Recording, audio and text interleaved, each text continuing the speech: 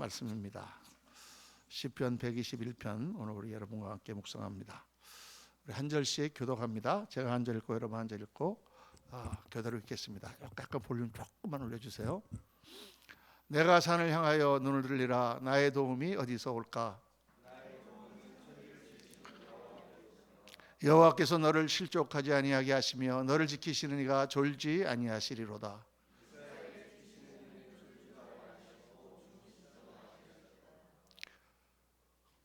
여호와는 너를 지키시는 이시라. 여호와께서 내 오른쪽에서 내 그늘이 되시나니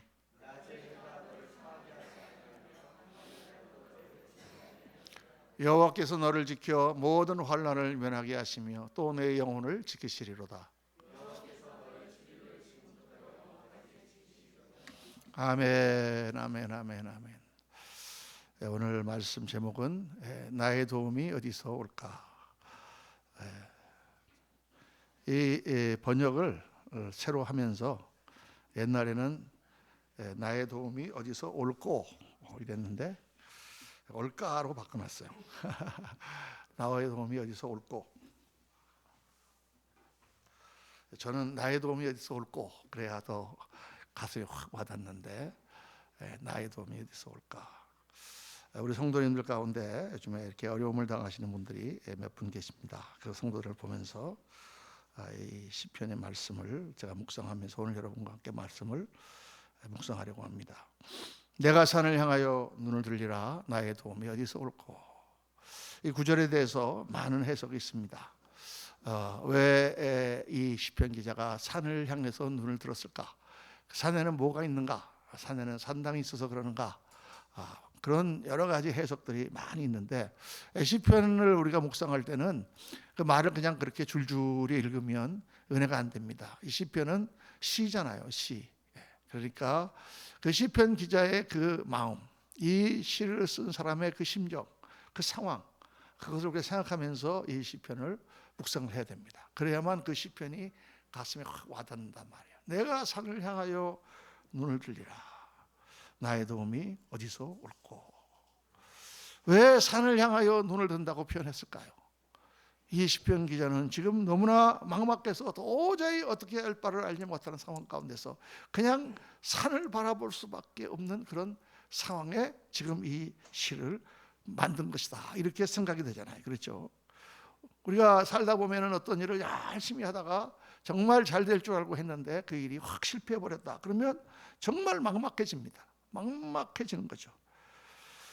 어떤 상황 가운데서는 도저히 해결할 수 없는 그런 벽과 같은 산과 같은 문제를 만났을 때 우리는 낭망하고 그저 산을 바라볼 수밖에 없는 그런 때가 있습니다. 내가 산을 향하여 눈을 들리라. 때로는 가도 끝이 없는 길을 가야만 할 때, 때로는 주위에 있는 모든 사람들이 나에게 다 등을 돌리려고 하는 것 같은 그럴 때 우리는 눈을 들어서 산을 바라보게 된다 그 말이죠. 때로는 말할 수 없는 어려움에 처해 있는데 아무리 둘러보아도 도움의 손길이 전혀 올 구석이 한 군데도 없는 그런 때, 여러분 그런 때를 겪어보셨죠? 우리 인생을 살다 보면 그런 때를 만납니다. 저도 미국에 가서 공부하고 또 은혜 받고 신학교에 들어가고 할 그 순간순간마다 정말 막막하고 정말 어디서 도움의 손길이 하나도 없고 정말 어떻게 해야 할지를 알지 못할 그럴 때를 여러 번 저도 만났습니다. 그때 우리는 이런 고백을 하게 되는 것입니다. 내가 산을 향하여 눈을 들리라. 나의 도움이 어디서 올꼬. 어디서 올꼬. 이 사람이 살아본 이유는 그냥 돌아보다 보니까 산이 보이는 것이 아니라 정말 자기 앞에 버티고 있는 큰 산과 같은 그런 문제를 보면서 정말 어떻게 하면 좋겠는가 하고 답답한 마음으로 그는 먼 산을 바라본 것이죠. 그런데 그 산과 같은 문제만 이 시편에 나오는 것이 아니라 감사한 것은 이 시편 기자가 이 산 너머에 있는 하나님을 바라봤다는 것이죠. 바로 이 다음에 어떤 말씀이 나옵니까? 내가 산을 향하여 눈을 들리라. 나의 도움이 어디서 올꼬?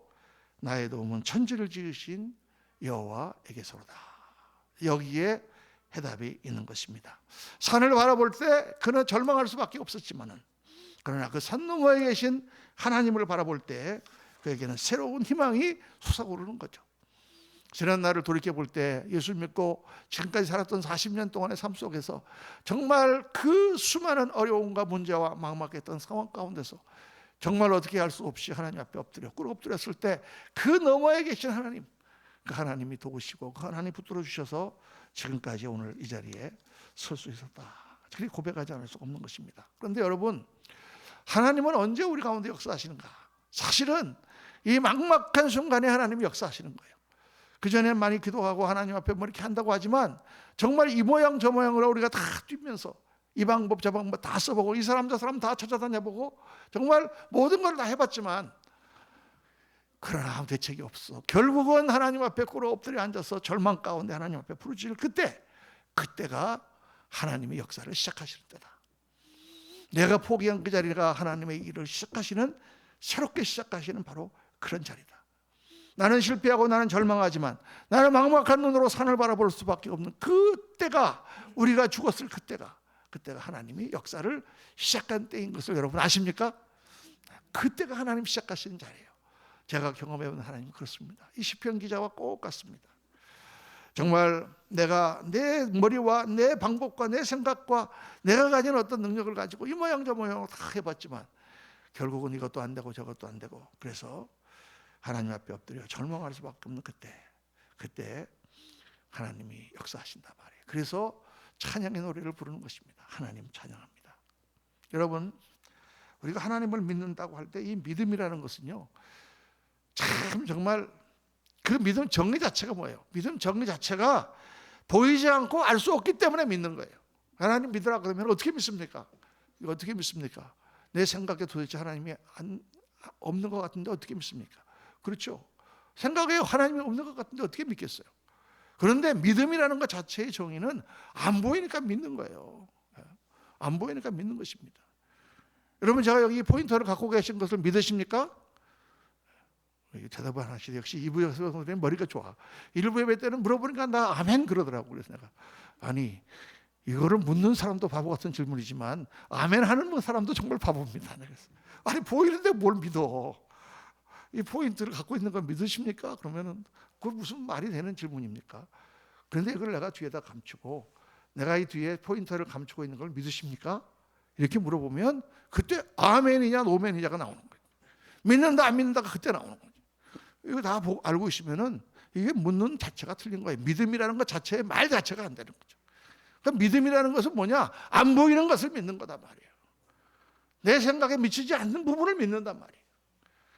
내가 생각할 수 없는 부분을 하나님은 해주실 거라고 믿는다고 말이에요. 그게 믿음이에요, 여러분. 그러니까 자기의 생각을 가지고 사는 사람은 하나님을 믿는 믿음의 여지가 없는 거예요. 제가 어렸을 때 그랬어요. 내 생각 갖고 다 될 수 있다고 생각하고, 내 생각 갖고 모든 걸 다 할 수 있다고 생각하니까 하나님이 안 믿어지는 거예요. 아무리 집사람하고 싸움을 하고 집사람이 뭐라 그래도 하나님이 안 믿어지는 거야. 그런데 어느 순간 내가 절망할 수밖에 없을 때, 도저히 다른 어떤 방법이 없을 때, 그때 하나님 앞에 한번 기도해 볼까 하고 하나님을 붙들었을 그때에 하나님은 역사하셨고, 그래서 하나님을 알기 시작하게 되는 것입니다. 그래서 여러분, 믿음이라는 것은 어디서 나느냐? 로마서에 보면 믿음은 들음에서 난다 그랬어요. 들음에서. 이 듣는다는 것은 영향력을 받는 것을 의미합니다. 내가 어디에서부터 영향력을 받느냐? 여기서 믿음이 생긴단 말이에요. 어떤 사람이 자꾸 나에게 이렇게 얘기하면 내가 그렇게 믿어지게 돼. 어떤 아이가 있는데 그 아이에게 옛날에 그런 농담 많이 했어요. 야, 너는 말이야 엄마한테 난 게 아니라 너 사실은 엄마가 너 다리 밑에서 주워온 거야. 이렇게 얘기하면 처음에 아니야 하고 막 그래서 그래, 근데 너 가만히 생각해봐. 너 엄마하고 별로 닮지도 않았잖아. 계속 말을 하면요, 우리 집사람이 옛날에 그랬대요. 그래, 우리 집사람이 정말 자기가 다리 밑에서 주워왔나 그러고는 너무 막 그게 의심이 돼갖고 확 올라가고 언니한테 물어봤다는 거예요. 언니, 나 다리 밑에서 주워온 거 맞아? 그러니까 우리 처형이 굉장히 재미있는 분이거든요. 그 얘기를 딱 들으면서 애가 얼굴이 하얘져갖고 나 다리 밑에 주워온 거 맞아? 딱 그러니까 언니가 너 그거 어떻게 알았니? 그러니까 우리 집사람 완전히 그냥 슈터가 돼가지고 정말 자기가 다리 밑에서 주워온 사람 애인 줄 알았다는 거예요. 옛날에 그런 장난을 했잖아. 들으면서 나는 자꾸 들으면, 그러니까 우리가 세상적인 것을 자꾸 듣고 세상적인 생각을 자꾸 듣고 하면 세상적인 생각밖에 할 수밖에 없는 거예요. 그런데 믿음의 말씀을 듣고 하나님의 말씀을 듣고 자꾸 믿음의 말씀을 하면 처음에는 믿음이 없다가도 점점 믿음이 높아지게 된다, 그렇게 말씀해요. 여러분, 그래서 제가 신앙생활을 하고 목회를 하면서 항상 강조하는 게 뭐냐면, 믿음이라는 것은 믿을만 하지 못하다. 믿음이라는 것은 믿을 바가 못 된다. 왜냐, 이 믿음이라는 거는요, 있다가도 없어지고 없다가도 생기고 그러는 거예요. 믿음이 좋다가도 어느 날 갑자기 그냥 믿음이 확 떨어져 버려. 어떤 성도는 믿음이 없었는데 갑자기 어느 날 막 울고불고 믿음이 막 생겨. 믿음이라는 게 원래 그런 거예요. 믿음이라는 게 마치 운동선수가 운동하는 것 같아요. 자기가 운동하고 근육이 막 이렇게 생기잖아요. 그럼 막 자기 몸을 자랑하죠. 예, 그렇습니다. 몸 너무 멋있다, 너무 힘이 좋다. 그런데 그 사람이 몇 달만 운동 안 하면 근육이 다 빠져버리고 그냥 비계살만 붙어요. 미국의 미식 축구 선수들 보면 그렇습니다. 막 그냥 이 190cm 되는 거구들이 막 날아다니잖아요. 그냥 제비처럼. 그 사람들이 막 얼마나 운동을 하는지 여러분 아십니까? 죽게 살기로 하루에도 6시간, 7시간씩 운동을 하는데, 은퇴하고 나서, 프로 은퇴하고 나서 운동을 안 하면 살이 둥둥 쪄가지고 일찍 죽는 사람이 많아요. 저는 꼭 믿음이 그거 같다.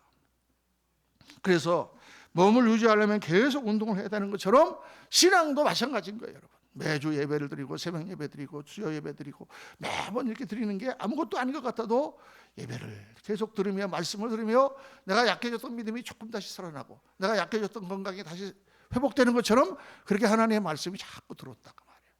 여러분 될 수 있으면 주일날 빠지지 마세요. 빠지더라도 꼭 그 말씀을 다시 들으세요. 그래서 믿음으로 계속 말씀을, 내 영을 세우지 않으면 안 돼요. 그래서 하나님을 깊이 하려면 두 가지를 잘하면 됩니다. 두 가지.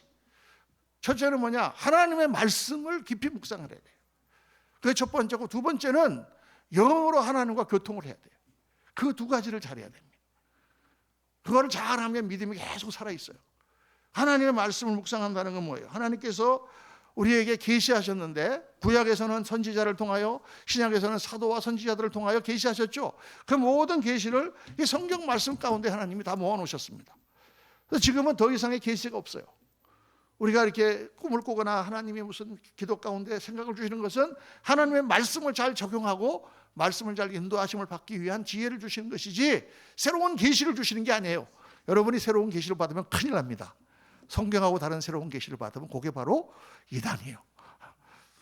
몰몬교, 여호와의 증인, 홍일교 다 새로운 계시를 지들이 받아갖고 이단이 된 거예요. 계시는 이걸로 끝났어. 그러나 지금은 성령의 역사에 의해서 하나님의 말씀을 깨닫게 되고 그 깨닫는 것을 우리 삶에 적용하는데 인도하심을 받는 거죠.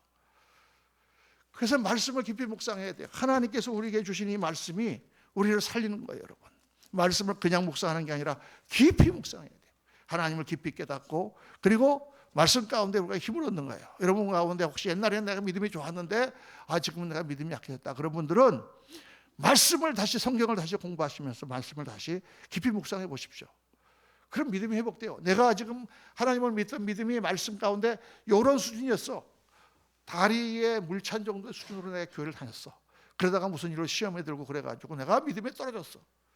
그거는 아직 물맛을 몰라서 그래.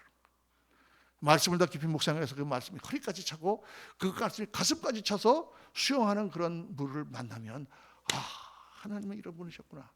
우리가 하나님을 아는 레벨이 얼마나 낮은지 그 하나님을 깊이 가보면 시험 들 일도 없고 거기서 정말 하나님의 그 살아계신 하나님을 체험하게 되는 것입니다. 말씀이 얼마나 중요한지 몰라요. 오늘 이 시대에 말씀이 많이 약해졌습니다. 목사님들이 말씀을 설교하지 않고 자기 생각을 설교할 때가 많아요. 말씀이 약해지면 교회가 약해집니다. 둘째는 하나님과의 영으로 교통을 해야 돼요. 말씀을 듣고, 말씀은 이시적이죠. 성경 자체가 이시적이에요. 여러분 성경이 뭐로 되어 있습니까? 책이에요. 바이블이라는 말의 원어가 비블로스거든요. 비블로스라는 말이 무슨 뜻이냐? The books, 책이란 뜻이에요. 하나님의 계시를 뭐로 주셨냐? 책으로 주셨어요. 꿈으로 주시거나 환상으로 주시지 않고 책으로 주셨단 말이에요. 그럼 책은 어떻게 해야 그 책에서 은혜를 받겠습니까? 베고 자면은 은혜를 받을까요? 아니면은 뭐 가게에다가 딱 걸어놓으면 저절로 매상이 많이 오를까요? 옛날에 저는 미국에서 우리 아는 어떤 권사님인데 그 가게 앞에 들어오는 입구에다가 성경책을 쫙 펼쳐놨어. 그래서 그러면은 매상이 오를 거라고 생각하고, 이게 무슨 부적같이 생각하는데, 여러분 그렇지 않습니다. 성경은 읽어야 돼요. 또 묵상을 해야 돼요. 또 공부를 해야 돼요. 이게 무슨 뜻인지 잘 알아야 돼요. 그냥 뜻도 모르고 막 읽는 게 아니에요. 그렇죠. 해석을 잘해야 돼요. 그게 책으로 하나님 주셨습니다. 그래서 하나님의 계시는 굉장히 이시적으로 우리에게 왔는데, 문제는 그 이시적으로 온 하나님의 말씀이 내 가슴에 들어와서 나를 변화시키고 정말 나에게 감동을 주는 말씀으로 되려면 반드시 성령의 역사하지 않으면 그렇게 안 된다는 것이죠. 하나님과의 영의 교통이 없으면 하나님의 말씀을 들어도 그 말씀이 깨달아지지도 않고 그 말씀이 실천되지도 않는 것입니다. 그래서 영의 교통을 하려면 영의 교통이 뭘 해요? 기도를 통해서 하나님과 영의 교통을 하는 거죠. 예배를 통하여 하나님과 영의 교통을 하는 것입니다. 찬양을 통해서 하나님과 영의 교통을 하는 거예요. 그 찬양을 하면서 하나님과 영 가운데, 그 흐름 가운데 하나님 앞에 나의 사랑을 고백하고 하는 거예요, 여러분. 그래야 우리가 하나님의 심정을 알게 되는 거예요. 하나님을 아는 것이 아니라 하나님을 사랑하게 되는 거예요. 여러분, 우리가 알아서 만나는 관계가 있어요. 내 직장에 있는 내 상사, 그분이 나한테 뭐라고 말하면 내가 시키는 대로 하고, 또 내가 뭐를 건의하고, 그러면 우리가 이렇게 하죠. 그러나 직장의 상사를 사랑하지는 않잖아요. 그러나 집에 가면은 아내나 남편이나 부모에게 대하여 어떤 생각을 합니까? 사랑한단 말이에요. 그러니까 그런 심정을 어떻게 해? 말하지 않아도 알아. 생각만 해도 벌써 다 알아. 관계가 다르죠. 하나님과 우리의 관계도 그냥 머리로 아는 관계로 직장 상사처럼 다니면 안 돼요, 여러분. 하나님을, 그 심정을 알아야 돼요. 하나님의 그 마음을 알아야 돼요. 하나님이 여러분을 사랑하고 계신 그 사랑을 알아야 돼요. 그 뜨거움이 일어나고 하나님과 교통을 하게 되고 하나님을 정말 눈물로 하나님을 바라보게 되는 게 바로 그래서 그러는 거예요, 여러분. 영의 교통이 없으시면은, 성령의 충만이 없으면 하나님을 제대로 알지 못합니다. 그래서 예배와 기도와 찬양이 중요한 거예요. 오늘 말씀 보면 이 시편 기자는 그렇게 하나님을 고백합니다. 하나님은 어떤 분이신가? 하나님은 어떤 분이신가? 내가 산을 향하여 눈을 들리라. 나의 도움이 어디서 올까? 나의 도움이 천지를 주신 여호와께서다 하면서 고백을 해요. 하나님을 어떻게 고백해? 첫째는 천지를 지으신 여호와다. 천지를 지으신 분이다. 여러분, 여기에서부터 우리의 시작이 시작되는 거예요. 나의 도움이 천지를 지으신 여호와에게서로다.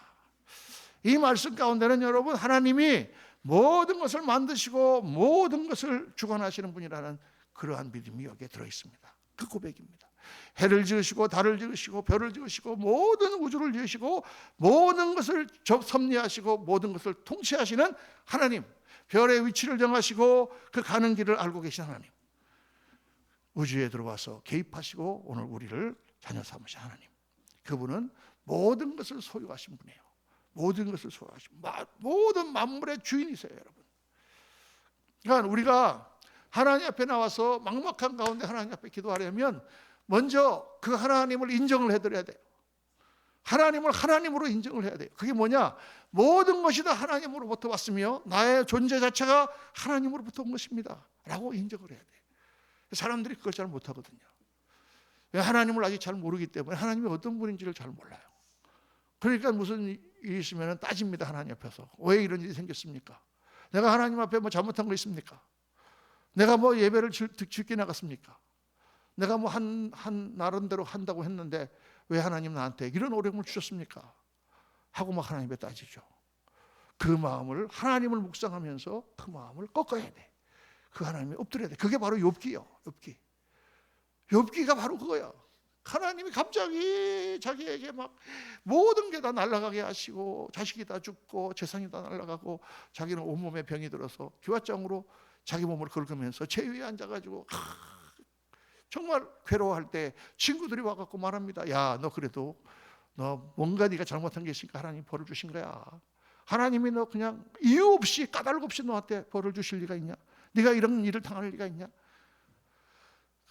그러니까 욥이 말해, 그 말을 듣고 네 말이 틀린 거 아니고 맞는데 주신 이도 하나님이시오, 취하시는 이도 하나님 맞는데, 그런데 나는 죄는 없다. 난 잘못한 건 없다. 왜 하나님이 이런 벌을 주셨는지 나는 몰라. 그렇지만 하여간 나는 죄 없다. 이게 욥의 그 얘기가요, 거의 40장이 나와 있는 거예요. 그런데 거기서 하나님이 다시 말씀하시지 않습니까?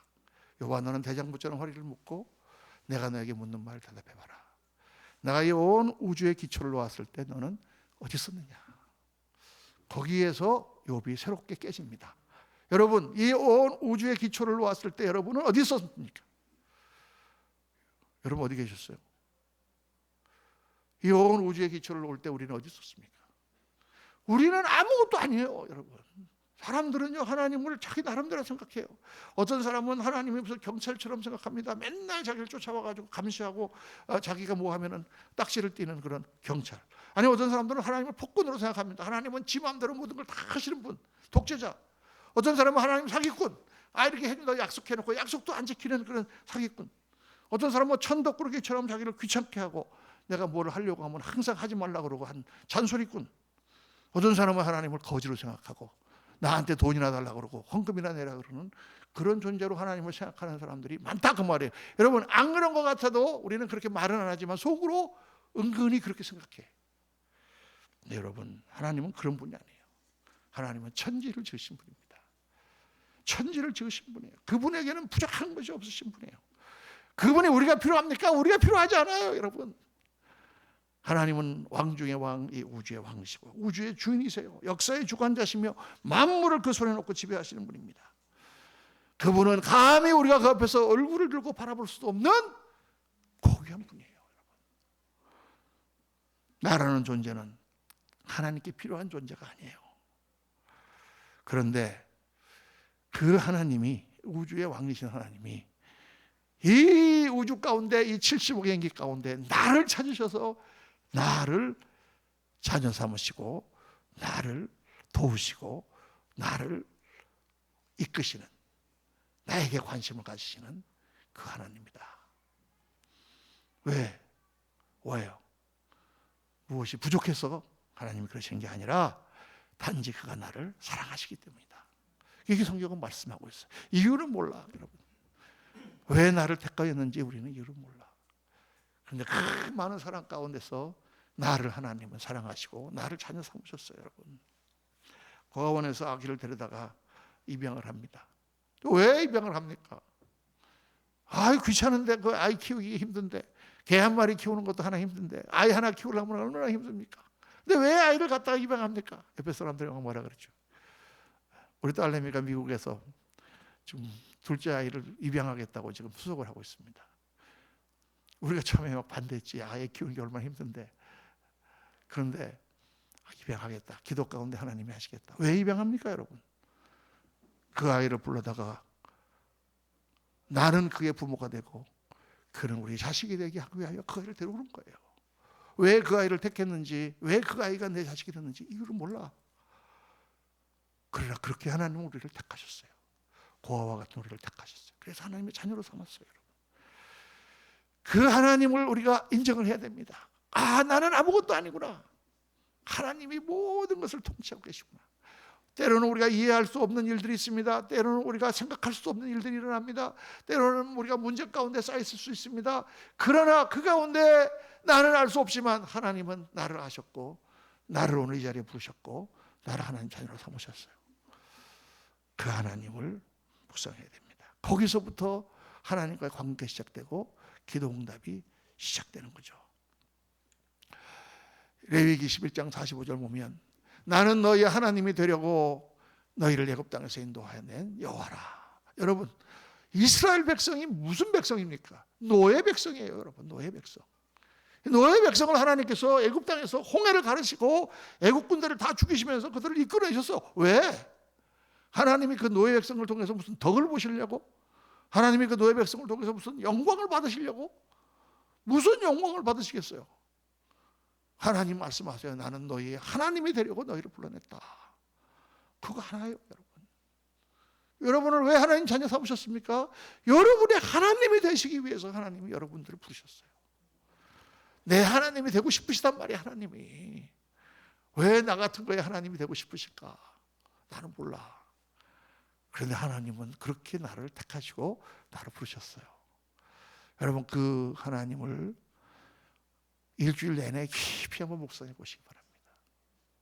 둘째로 오늘 말씀은 하나님은 나를 지키시는 분이다. 여호와는 너를 지키시는 이시라 말씀하시죠. 이건 무슨 말입니까? 하나님은 나를 특별히 지키신다는 것은 나와 특별한 개인적인 관계를 맺으셨다는 얘기예요. 하나님은 어떤 하나님이냐? 이 온 우주를 통치하신 하나님뿐만 아니라 여러분과 나 한 사람 한 사람과 개인적인 관계를 맺으세요. 개인적인 관계를. 남편과 아내같이, 아버지와 자식같이, 그렇게 친구같이 개인적인 관계를 맺으신단 말이에요. 그러니까 그 하나님이 내 하나님이 돼야 돼요. 그냥 우리 성도들이 다 같이 모이는 그냥 막연한 하나님이 아니라 이 많은 사람 가운데 나에게 관심을 가지고 계시고 나를 지키시는 분이에요. 나를 특별히 보호하시는 분이에요. 그게 제가 새벽 예배 설교할 때 여러분 밴드에 들어가시면 새벽 묵상이 나오지 않습니까? 그걸 한번 읽어보세요. 거기에 이런 내용이 나오면 시편에서 하나님은 나의 편이시라. 하나님은 왜 저 사람 편이 아니고 내 편만 두십니까? 제가 예수 믿기 전에 굉장히 의문을 가졌던 게 그거예요. 아니 하나님이 이스라엘 백성을 사랑해서 홍해를 건너게 하신 거 좋다 이거야. 좋은데 왜 그 뒤에 따라오는 애국 군대는 다 죽이냐고. 왜 하나님은 이스라엘 백성 노예 백성만 사랑하고 그 뒤에 따라오는 애국 군대는 사랑하지 않으시냐고. 난 그게 이해가 안 됐어요. 그런데 여러분 제가 예수님을 믿고 나니까 그게 이해가 되는 거예요. 여러분 제가 한번 묻겠습니다. 여러분 자녀들이 있죠? 자녀들이 있는데 학교에서 공부를 못해갖고 오면 화가 납니까 안 납니까? 화가 엄청나게 납니다. 왜 얘가 그냥 매일 게임만 하고 공부를 안 하나 화가 나죠. 아이를 막 갖다 그냥 잡죠. 옆에 집 아이가 학교에서 20점 맞았다 그러면 화가 납니까 여러분? 나는 사람은 정신없는 사람이에요. 옆에 집 아이가 뒤로도 맞아서 코 깨지도 말도 내가 무슨 상관이야. 왜 그러는 거예요? 옆에 애들도 똑같이 이렇게 화를 내야지. 왜 안 하시는 거예요? 걔는 남의 애니까 그러는 거예요. 남의 애니까. 이 아이는 내 자식이니까 내가 화가 나는 거예요. 하나님이 지금 우리를 자식으로 삼으셨단 말이에요, 여러분. 그러니까 여러분이 하나님을 잘못하면 하나님이 화가 나셔요. 하나님의 마음이 불 붙는 것 같다고 그랬어요. 내 마음이 불 붙는 것 같아서 견딜 수가 없구나.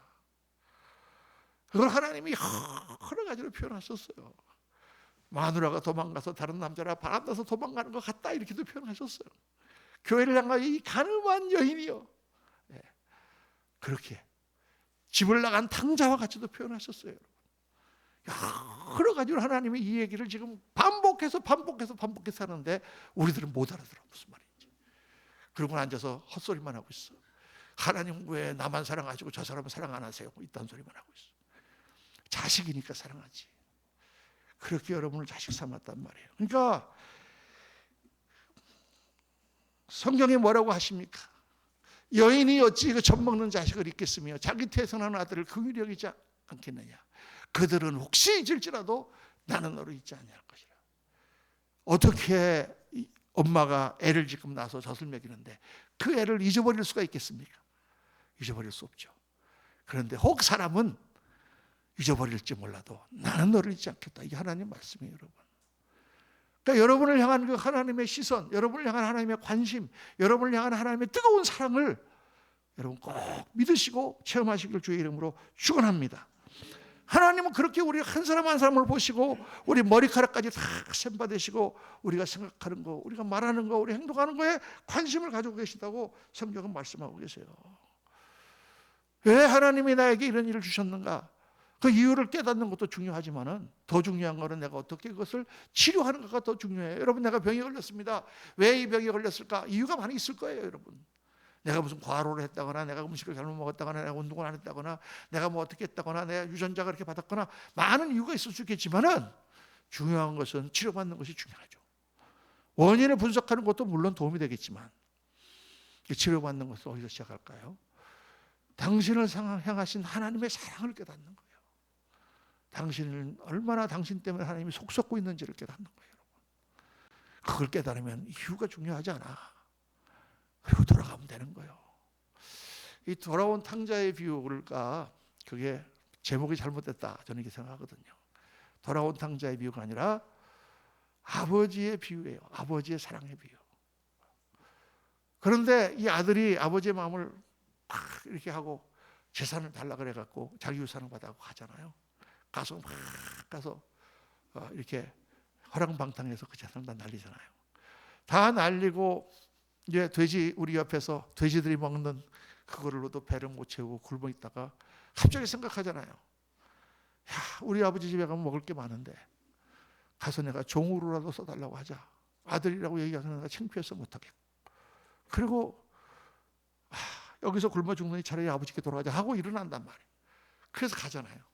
가는데 아버지 집에 다 왔어. 왔는데 들어갈 수 있어요, 없어요?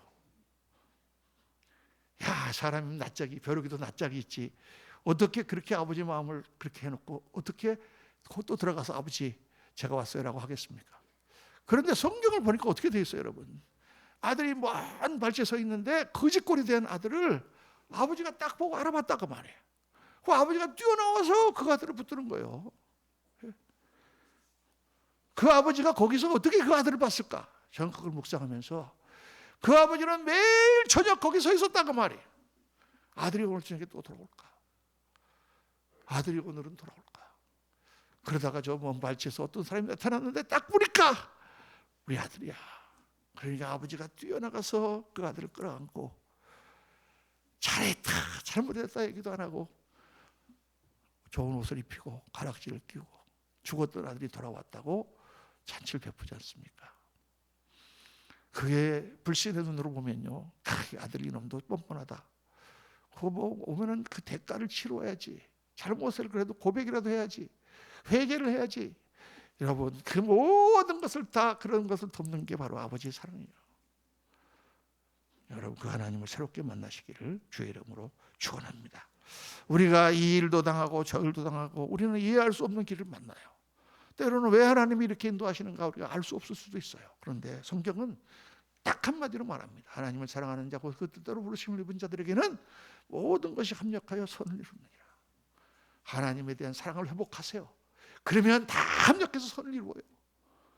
내가 잘못 가는 길을 가는 것 같지만 하나님을 사랑해 보세요. 그러면 하나님이 다 합력해서 좋은 길로 인도하세요. 그게 나쁜 건 줄 알았더니 그게 나를 더 유익하게 하는 거였고, 그게 고난인 줄 알았더니 그게 나를 더 강하게 하는 것이었고, 그게 정말 어려운 길인 줄 알았더니 그때 하나님을 체험하는 그런 길이었다라는 것을 하나님이 깨닫게 해주시는 거예요. 그래서 세 번째로 오늘 말씀은 하나님은 실수가 없으신 분이다. 여러분, 여호와께서 너를 실족하지 아니하게 하시며 너를 지키시는 이가 졸지 아니하시리로다. 하나님이 졸지 아니하시리로다. 이 말은 무슨 말입니까? 하나님이 지금 모르고 있는 가운데 일어난 일이 아니다 그 말이에요. 하나님이 실수하지 않으십니다. 하나님이 졸은 게 아니에요. 누가 졸은 거예요? 내가 졸은 거예요.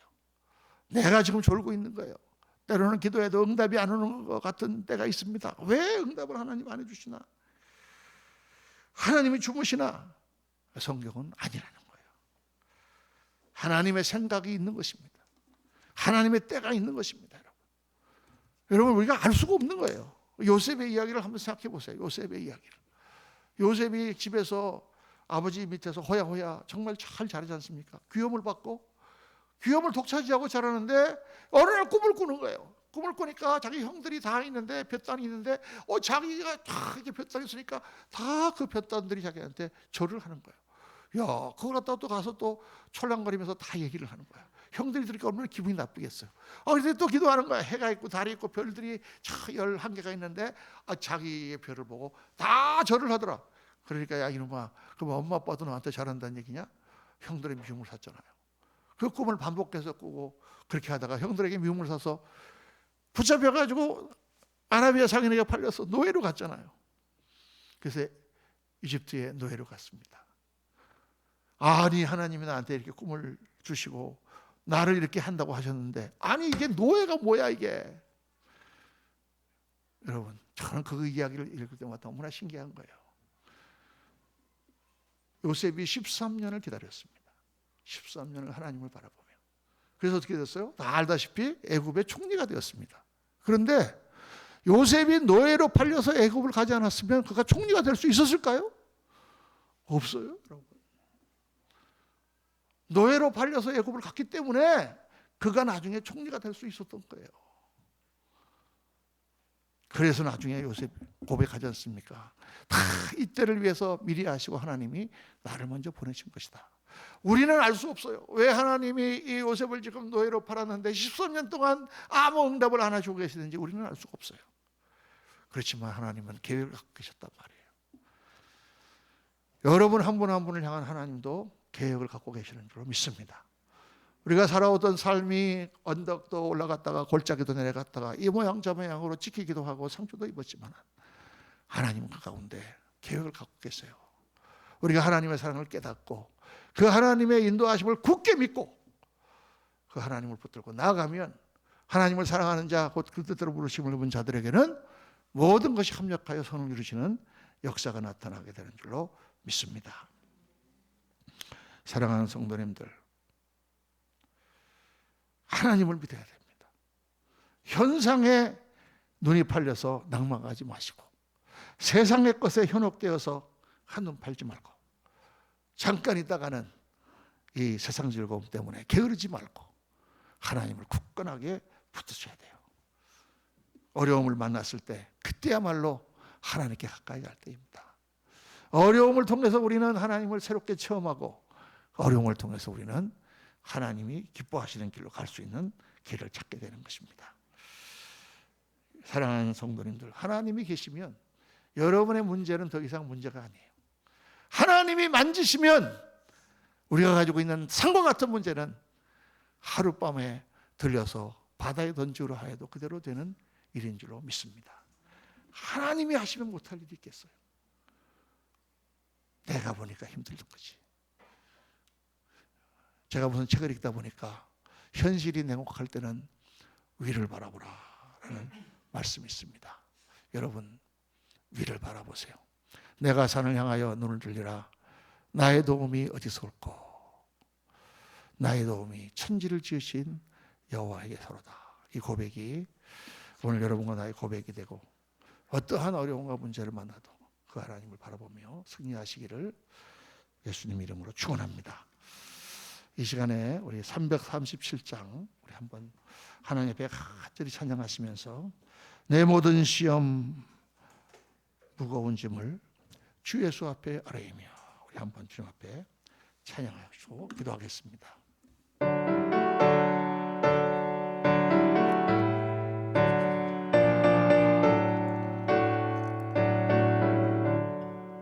내 모든 시험 무서운 짐을 주 예수 앞에 아뢰이면 근심에 쌓인 날 돌아보사 내 근심 모두 맡으시 아멘.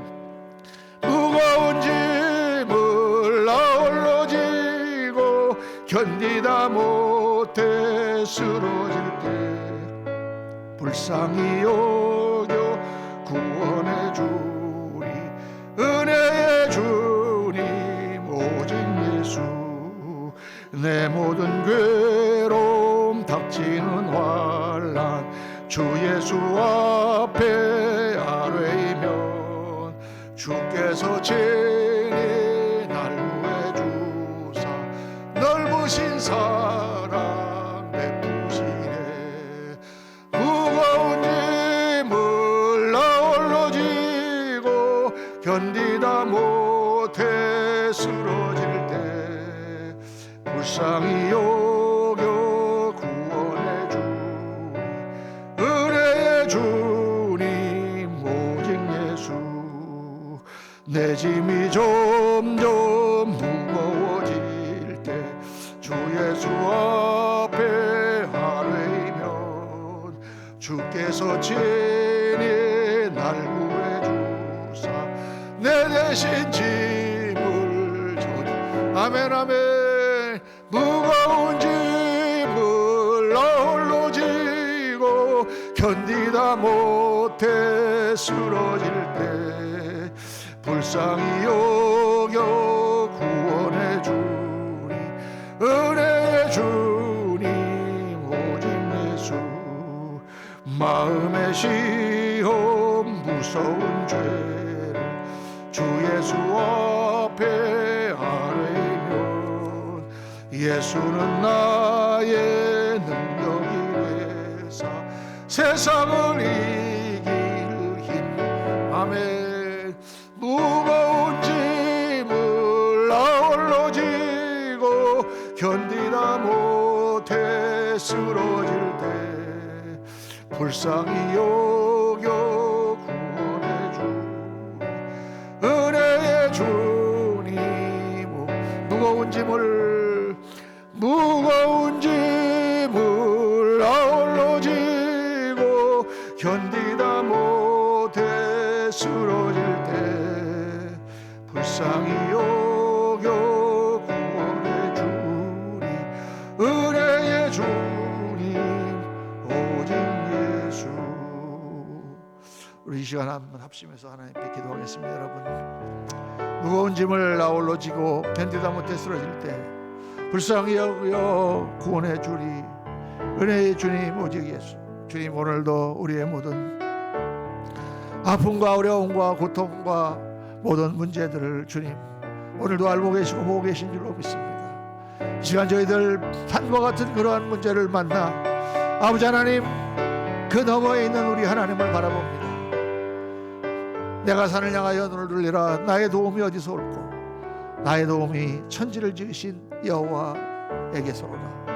오늘 이 시간 주님을 바라보며 우리의 모든 문제와 어려움을 다 내려놓고 주님 도와주세요. 주님 사랑합니다. 주님 붙들어 주세요. 이 시간 같이 한번 통성으로 기도하시는 이 시간 되시기를 바랍니다. 우리 주여 한번 부르시고 다 같이 통성으로 기도합니다.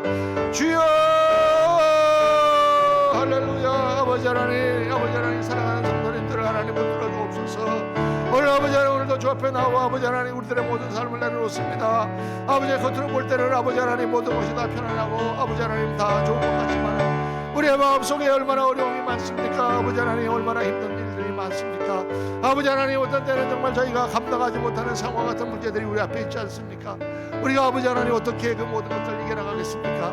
아버지 하나님 도와주옵소서. 역사하여 주옵소서. 아버지 하나님 주님 저희들 정말 주님 앞에 우리의 상처를 내려놓습니다. 아버지 하나님 무거운 짐을 다 주님 앞에 내려놓고 아버지 하나님 주님이여 주께서 저희를 도와주시옵소서. 하나님 사랑의 하나님 붙들어 주옵소서. 강구하기를 원합니다. 사랑하는 성도님들 오른장 중에 붙들어 주옵소서. 역사하여 주옵소서. 아버지